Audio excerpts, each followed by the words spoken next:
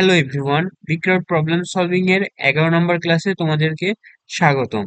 আজকে আমরা 1010তম প্রবলেমটা 110তম প্রবলেমটা আমরা ট্রাই করব। ফার্স্টে আমরা প্রবলেমটা পড়ে নিই।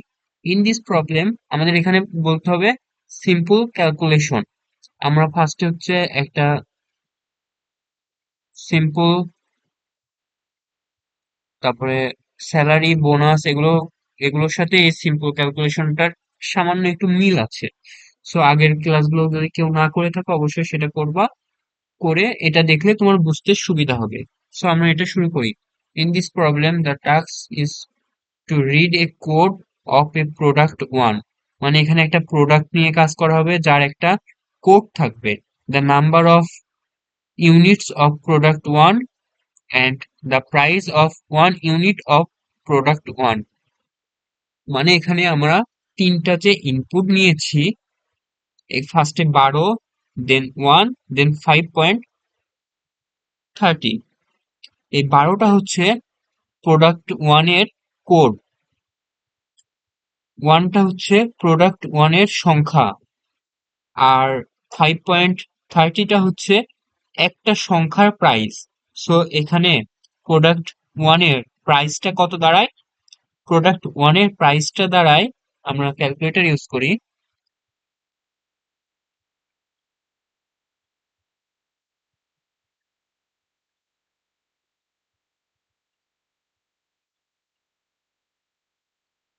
প্রোডাক্ট ওয়ান এর প্রাইসটা কত দাঁড়ালো? 5.30 যোগ, এবার আমরা প্রোডাক্ট, তারপরে কি বলছে, the price of one unit product two. Okay, the code of product of a product two, মানে আমরা এই 16, 2 এবং 5.10 এই লাইনটাই করতেছি। Product two, the number of unit of product two, 16 হচ্ছে প্রোডাক্ট টু এর কোড, 2 হচ্ছে প্রোডাক্ট টু এর সংখ্যা, মানে আমরা প্রোডাক্ট টুটা দুইটা কিনছি, এবং ইউনিট অফ প্রোডাক্ট টু 5.10 হচ্ছে একটার দাম 5.10, তাহলে দুইটার দাম হচ্ছে 10.20। সো এটার সাথে 10.20 দুইটা যদি আমরা যোগ করে দিই, তাহলে আমরা দাঁড়ায় 15.50। আমাদের আউটপুট কি আছে? 15.50। আশা করি তোমরা কোডটার মূল ক্যালকুলেশনটা বুঝতে পেরেছো। সো এবার হচ্ছে আমরা আউটপুট ইনপুট কি নিব? Two line of data in this line, three value to integer and a floating value। মানে এখানে দুইটা ইন্টিজার টাইপের ভ্যালু নিব এবং একটা হচ্ছে ফ্লোট টাইপের ভ্যালু নিব। আর এটা জাস্ট এক লাইনে, সো আমরা যেহেতু এখানে দুইটা প্রোডাক্ট নিয়ে কাজ করতেছি, সো চারটা নিব। এই চারটা হবে ইন্টিজার টাইপের, এই 12 আর 1 অ্যান্ড 2 আর 16, এই চারটা হবে ইন্টিজার টাইপের। আর এই সংখ্যা মানে টাকার হিসাবটা হবে জাস্ট ফ্লোটিং এ। সো আমরা এখানে কি ফ্লোটিং বলছি? হ্যাঁ, ফ্লোট। ওকে, ফ্লোট টাইপের ভ্যারিয়েবল। সো আমরা এবার কোডিং এ যাই। কেউ যদি জাস্ট কোডটা দেখে চলে যেতে চাও তাহলে সে এখনই এই কোডটা দেখে সে ভিডিও স্কিপ করতে পারো। আর কেউ যদি পুরো ভিডিওটা আমাদের সাথে কন্টিনিউ করতে চাও, চলো আমরা কোড শুরু করি। সো এখানে আমাদেরকে ফার্স্টে ইন্টিজার টাইপের নিয়ে নেওয়া লাগবে। I N T, integer, A1, A2, A2 মানে প্রোডাক্ট ওয়ান, এবং এ নাম্বার প্রোডাক্টের ওয়ান, মানে ওয়ানটা হচ্ছে কোড এবং টুটা হচ্ছে তার ভ্যালু, ইউনিট। A1 হচ্ছে কোড এবং A2 হচ্ছে ইউনিট। এবং ফার্স্টে আমরা এটা নিয়ে কাজ করি, দেন এটা ইউজার থেকে ইনপুট নিব। SCAN, scanf, comma quotation, percentage d, sorry, percentage d, percentage d, ampersand A1, comma ampersand A2। Okay, আমরা প্রোডাক্ট ওয়ান এর কোড এবং ইউনিট ইউজার থেকে ইনপুট নিয়ে নিয়েছি। এবার প্রোডাক্ট ওয়ানের হচ্ছে আমরা প্রাইসটা ইউজার থেকে ইনপুট নিব। সো প্রাইস, এটা ফ্লট হবে FLO ফ্লট, এটা A3 নিব। ওকে, সো এটা আবার স্ক্যান এফ করবো, SCAN, স্ক্যান এফ, কমা কমা কোটেশন,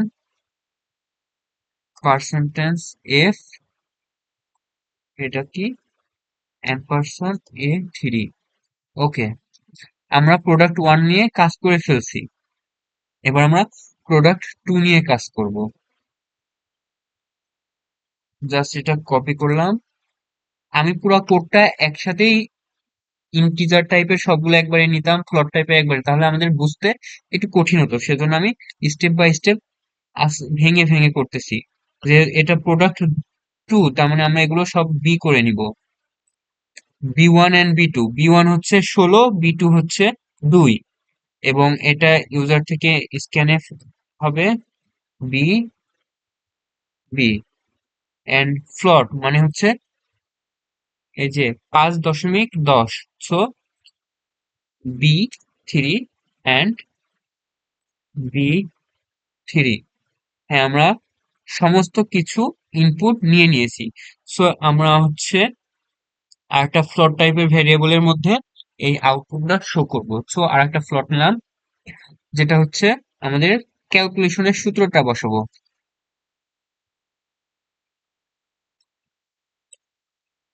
ফ্লোট, এটা যেহেতু ক্যালকুলেশন, সো আমরা ক্যাল নিলাম। সো এবার আমরা সূত্রটা লিখব, ক্যাল ইকুয়াল, আমাদের এখানে সূত্র হচ্ছে কি, প্রোডাক্ট ওয়ান এর ইউনিটের সাথে প্রোডাক্ট ওয়ান এর প্রাইস, প্রোডাক্ট ওয়ান এর প্রাইস গুণ করব, যোগ প্রোডাক্ট প্রোডাক্ট টু এর ইউনিটের সাথে, সরি ইউনিট মানে তো হচ্ছে এখানে টু হবে, প্রোডাক্ট টু এর ইউনিটের সাথে প্রোডাক্ট টু এর প্রাইসটা গুণ করব, দিয়ে দুইটা যোগ করে দেব। এটা হচ্ছে আমাদের ফর্মুলা। ওকে, এন্ড লাস্টে প্রিন্টএফ, PRINT, প্রিন্টএফ, কমা কোটেশন, জাস্ট এখান থেকে পুরাটা কপি করে লিখবো। তাহলে আমাদের ভুল হওয়ার সম্ভাবনা অলমোস্ট 50%, অলমোস্ট 80% কমে যাবে।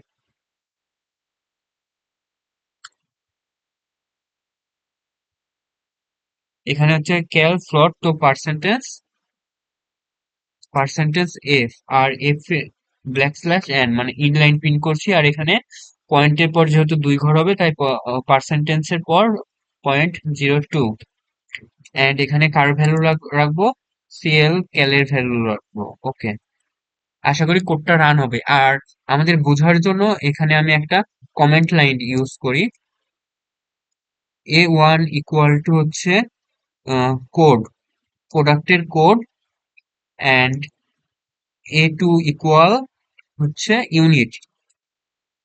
ইউনিটস, অ্যান্ড A3টা হচ্ছে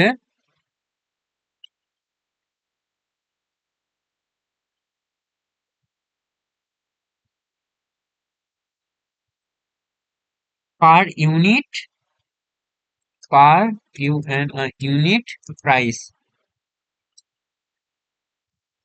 ওকে, আর আমরা এখানে ক্যালকুলেশনটা করছি কি, বি এর ক্ষেত্রেও same, A1 or B1, A2 or B2, A3 or B3। Okay, আর এখানে ক্যালকুলেশনের সূত্রটা আসছে তোমার, একটা কমেন্ট লাইন ইউজ করি, A1, সরি A1 না, A2, A2 মানে কি, কোড, মানে হচ্ছে A2 মানে কোড ইনটু প্রোডাক্ট ওয়ান এর কোড ইনটু প্রোডাক্ট ওয়ান এর প্রাইস, যোগ যোগ প্রোডাক্ট টু এর কোড ইনটু প্রোডাক্ট টু এর প্রাইস। এখানে প্রোডাক্ট টু, এখানে প্রোডাক্ট ওয়ান। এটাই হচ্ছে আমাদেরকে সূত্র। আশা করি তোমরা কোডটা বুঝতে পেরেছো। এবার আমরা টেস্ট করি কোডটা রান। আনক্লিয়ার স্ক্যানএফ, আবার স্ক্যানএফ বানান ভুল করছে। C A S C A N F, scanf, SCANF, scanf.